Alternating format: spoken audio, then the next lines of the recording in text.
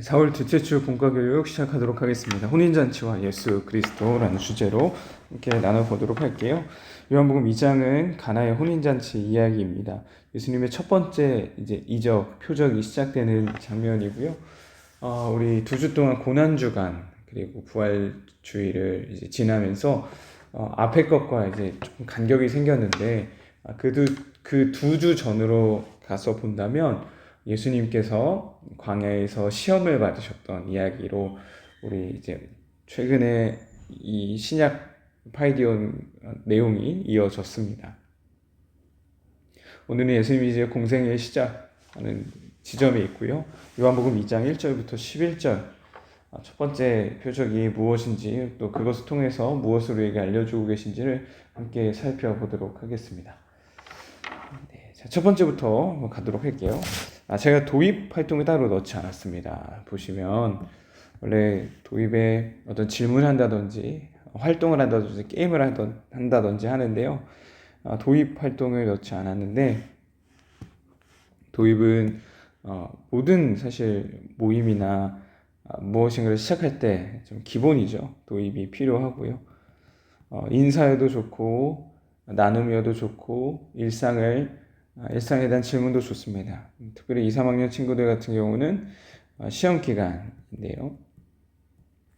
시험 기간에 어떻게 준비하고 있는지 또 너무 지치고 또 힘든 시간들 보내고 있지는 않은지 돌아봐 주시고 또 위로해 주시면 좋을 것 같아요.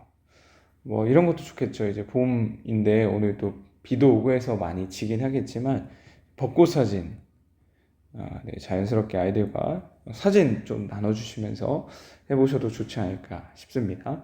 자, 첫 번째 질문부터 가도록 하겠습니다. 오늘 좀 질문이 많아서 일부러 도입을 숫자에 넣지 않았습니다. 가나에서 열린 혼인잔치에 어떤 문제가 생겼는가? 그때 예수의 어머니 마리아의 반응은 무엇인가?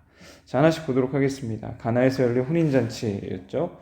자, 가나라는 동네였고요. 그곳에서 혼인잔치가 있었다라고 말하고 있습니다. 예수님과 제자들도 초대받아서 그곳으로 갔었고요.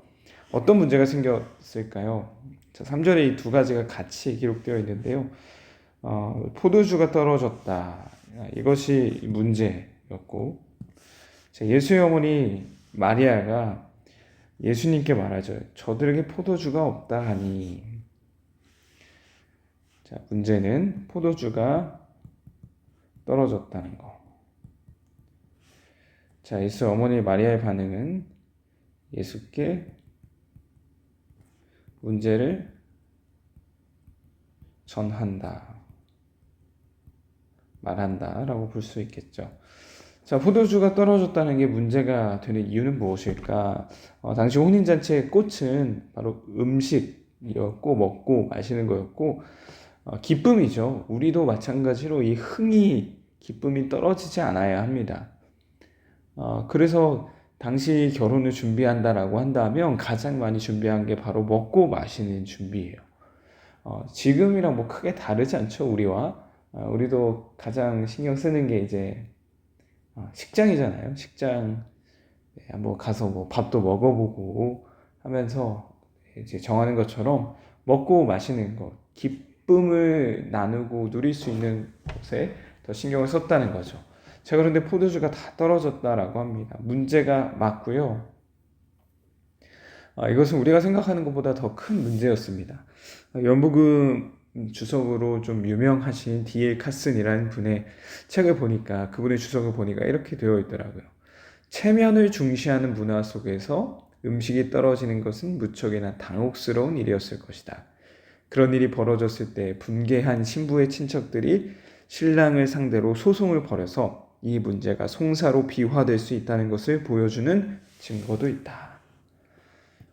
자, 고속감이다. 네, 엄청난 문제라는 거죠. 자, 근데 좀 한 가지 의아한 것이 있습니다. 예수의 어머니 마리아가 이것을 예수님께 말했다라는 거예요.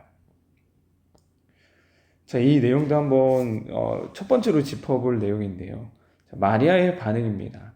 마리아는 왜 예수님께 이 사실을 전했을까라는 거죠. 분명 자, 2절을 보면요. 가나에 혼례가 있었는데 예수의 어머니도 거기 계시고 예수와 제자들도 청함을 받았다라고 합니다. 분명 이 혼인 예식은 가까운 사람이었을 것 같아요. 혼주나 신랑과 이제 가까운 관계였던 것 같습니다. 보통 이런 혼인잔치의 문제는 혼주나 신랑이 책임을 져야 되죠. 그런데 마리아가 이 문제를 좀 언급하고 있다는 걸 보아서 꽤나 가까운 사이였을 거다라고 볼 수 있을 것 같아요. 문제에 대한 어떤 조치가 필요했고요. 그래서 무엇인가를 해야 되겠다 판단을 한 거죠. 자, 근데 왜 예수님이었냐라는 거예요. 예수님께 전했는가라는 겁니다.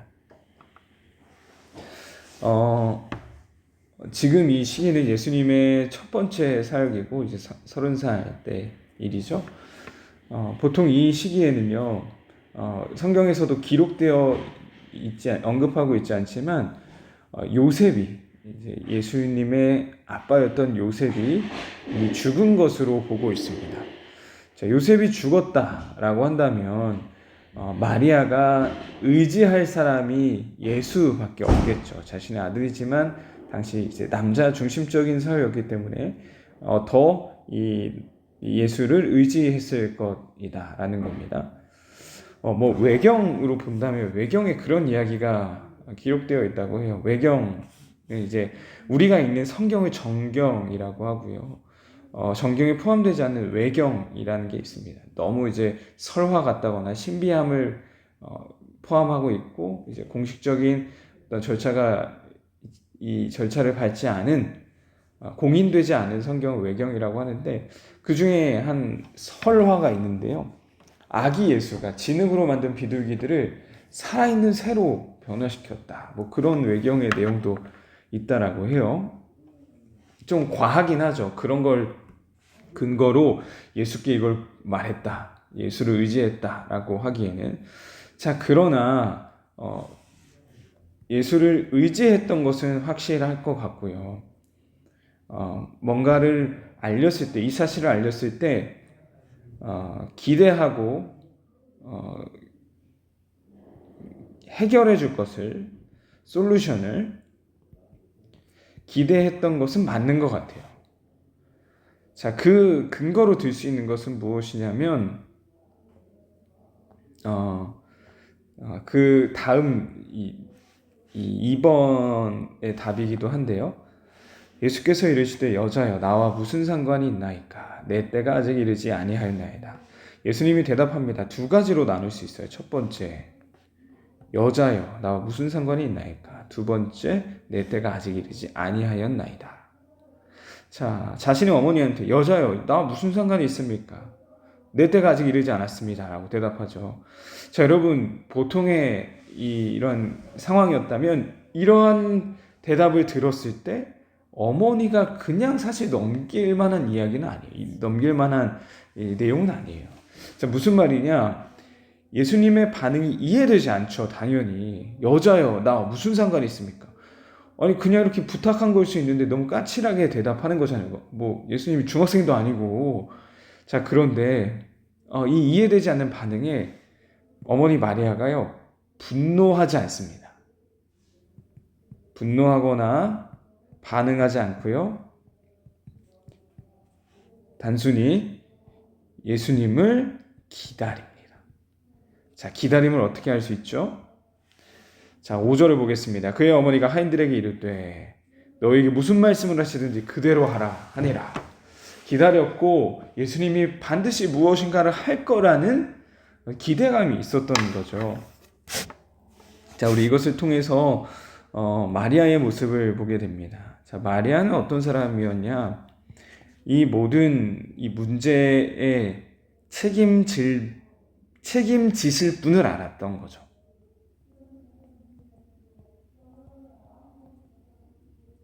책임지실 분을 알았습니다. 그러니까 예수님을 안 겁니다.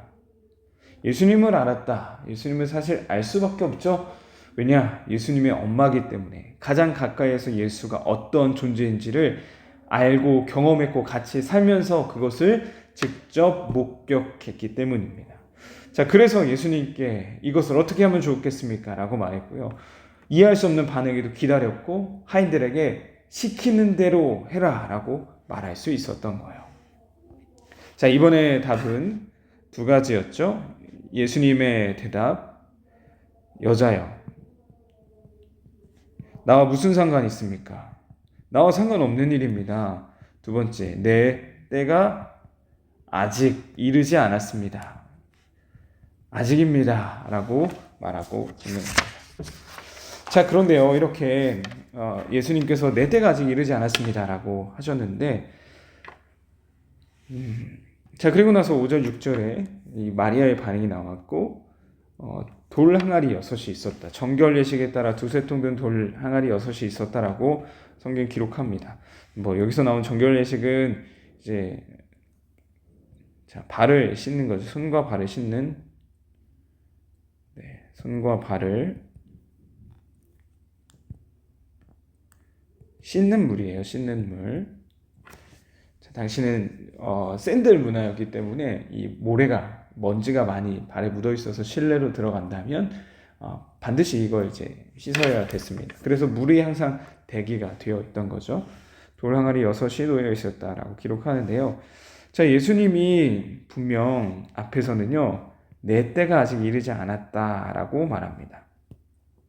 자, 그런데 예수님의 때가 이른 것처럼 액션을 취하시기 시작하는데, 저는 이 사이에 예수님의 기도가 있었다고 생각이 들어요. 예수님의 기도. 자, 내 때가 아직 이르지 않았다라는 표현은 뭐냐면 마리아는 알았던 거죠. 예수님의 존재가 어떤 존재인지를. 그래서 이 문제 얼마든지 해결할 수 있다. 이것을 얼마든지 뒤집어 버릴 수 있다라는 걸 알았던 거예요. 그래서 그렇게 해주길 기다리고 기대했던 거고요. 근데 예수님은 아직 그 때가 되지 않았음을 아셨고, 그래서 그렇게 말씀하셨던 거죠. 자, 근데 분명 기도하셨을 겁니다. 하나님께 기도하셨을 거예요. 하나님, 도대체 내 때는 언제입니까? 이 안에는 사람의 교만이 들어있어요. 하나님의 때를 내가 컨트롤하고자 하는 그 마음. 자, 그러나 이 안에 예수님께서 분명히 기도하셨을 거고요. 그때가 바로 하나님의 때임을 아시고 행동하기 시작하시는 거죠. 자, 7절입니다. 예수께서 그들에게 이르시되 항아리에 물을 채우라 하신즉 아귀까지 채우니, 하인들에게 말하신 겁니다. 항아리에 물을 채워라. 자, 아귀까지 채웠다라고요. 왜 그랬죠? 마리아의 말이 있었거든요. 자, 무슨 말씀을 하든지 그대로 하라고. 자, 그래서 정말 그대로 합니다. 물을 가득 아귀까지 채우고요. 자, 그리고 떠서 연회장에게 갖다 주라 하셔서 갖다 주었고, 순종합니다, 이들은. 자, 그게 이제 3번의 답이 되겠습니다. 이 문제를 어떻게 해결해 주시는가? 항아리에 물을 채우라. 그리고 연회장에게 가져다 줘라 라고 합니다. 자, 그랬더니 어떤 결과가 일어났죠? 9절에 보니까 연회장은 물로 된 포도주를 맛보고도 어디서 났는지 알지 못하되 물돈 하인들은 알더라. 연회장이 신랑을 불러 말하되. 자, 물로 된 포도주를 맛보고 어디서 났는지 알지 못했다라고 합니다. 자, 무슨 말이에요? 물이 포도주가 되었다라는 말입니다. 자, 이 문제를 어떻게 해결해 주셨죠? 항아리에 물을 채웠고 연회장에 갖다 주었고 물이 포도주로 변화되는 놀라운 기적을 행하셨다라는 거예요. 자, 지금 예수님께서 이 첫 표적입니다. 첫 표적의 매개체로서, 매개체란 표현 맞을지 모르겠네요. 매개체로서 쓰신 것은 무엇이냐면 바로 포도주입니다. 우리 마지막 주에 3월 마지막 주에 같이 성찬을 나눴었죠. 성찬을 나누시면서 이 포도주를 나누시면서 이것이 너희를 위해 흘릴 나의 피다 라고 기념하라라고 하셨어요. 포도주는 그래서 피를 의미합니다. 내가 흘릴 피. 근데 이 예수님이 지금 처음으로 첫 사역에서 주신 이 포도주는요, 이전과 비교할 수 없는 포도주이고요, 생명이었습니다. 피는 생명이죠, 곧. 자, 그러니까 포도주, 새로운 생명을 주신 건데요. 자, 그것은 이전과 비교할 수 없는 포도주였다라는 거죠. 그러니까 더 풀어서 말하자면 예수님이 주시는 새로운 생명인 겁니다. 자, 우리 이 사실을 꼭 기억할 수 있었으면 좋겠습니다. 새로운 생명을, 새로운 질서를 지금 예수님이 이 포도주 사건을 통해서 가르쳐주고 선포하고 계신 거예요.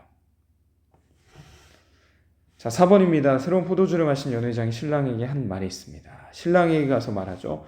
원래 먼저 좋은 포도주를 내고 취한 후에 낮은 것을 내거늘 그대는 지금까지 좋은 포도주를 두었도다. 자, 그러니까 나중에 둔 것이 더 좋은 거다라는 거죠. 더 의역하자면 이 좋은 포도주를 왜 이제 가져왔냐? 자, 이런 말입니다. 한마디로 좋은 포도주라는 게 너무 맛있다는 거예요. 네, 최고의 품질이라는 거죠. 자, 우리 이 안에서도 많은 것을 이제 보고 깨달을 수 있는데요. 연회장에 참석한 이들, 하객들, 그리고 연회에 참석한 하객들, 그리고 연회장, 신랑, 포함 모든 사람들은 이 포도주의 출처를 모릅니다. 자, 이 포도주는 무엇을 의미한다고 그랬어요? 예수님이 주시는 새로운 생명. 이전에 그냥 먹고 마시는 포도주가 아닌 새로운 생명, 새로운 질서로서의 포도주를 주시는 분이다라고 했어요. 근데 그게 어디서 온지 모른다는 거예요. 그저 그것을 누리고 즐기고 있습니다. 자, 그런데 구절을 보니까 알았던 사람들이 있대요. 볼까요? 물 떠온 하인들은 알더라. 자, 물을 떠온 하인들은 당연히 알겠죠. 그것을 예수님 말씀대로 했더니 정말 바뀐 것을 보았으니까요. 자, 여러분, 이 혼인, 가나 혼인잔치에서 가장 큰 수혜자 누구입니까? 가장 큰 수혜자 누구죠? 네, 신랑이죠. 자, 여기 봤었습니다. 연회장이 신랑을 불러 말하되 좋은 포도주를 두었도다. 기쁨이 끊이지 않는 걸 보니 이 기쁨이 끊이지 않게 신랑이 신경 썼다는 걸 이제 인정을 받은 거죠. 자, 이 가장 큰 수혜자는 신랑입니다. 와, 역시 대단해. 준비 잘했구나. 우리를 정말 극진히 대접하는구나. 여러분 질문해야죠. 신랑이 뭐 했죠? 신랑은요, 아무것도 하지 않았습니다. 그리고 출처도 모릅니다. 여러분, 이것이 바로 나입니다. 나. 신랑의 존재가 바로 우리의 존재예요. 아무것도 한 것이 없습니다. 예수 그리스도께서 행하신 포도주를 만드는 그 공로를 우리는 공짜로 얻어요. 예수님의 공로가 전가된 겁니다. 오늘 이 포도주, 이 물을 포도주로 바꾸신 이 사건 안에는 정말 많은 것들이 들어있는데 그 중에 가장 중요한 것은 바로 이 사실이에요. 예수님의 이 새로운 질서와 새로운 생명의 선포가 이루어졌지만 무지하고 깨닫지 못하는, 이것이 나의 공로가 되었음에도 무지한 것이 바로 우리의 모습이다라는 거예요. 예수님은 이것을 위해 오셨고 우리의 진정한 신랑이 되어 주셔서 이 혼인잔치를, 진정한 혼인잔치를 누리게 하실 분인데 말이죠. 자, 우리 이 사실을 기억합시다. 모든 공로를 우리에게로 돌리셨습니다. 그 모든 우리를 위해 흘리실 피를 우리에게 주셔서 그 모든 공로가 예수의 공로가 나의 공로가 되었습니다. 마지막 결론은 이제 이것을 그냥 무지한 채로 살아가지 말고 이것이 어디로부터 왔는지, 이것으로 인해서 우리가 무엇을 얻었는지 좀 알자는 거예요. 예수를 힘써 알자.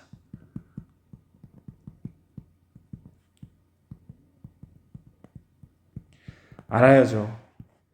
그 공로가 내 공로 되었으면 알아야죠. 물 떠온 하인들만 알아서는 안 되죠. 우리도 알아야죠. 자, 적용입니다. 이번 한 주 동안 당연하듯 흘려보낸 감사의 제목 3가지를 기억해 봅시다. 모든 것이 주님께로부터 왔습니다.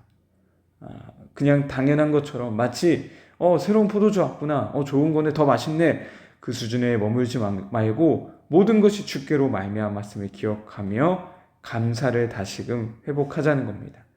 결국 이것이 누구로부터 어디로부터 오느냐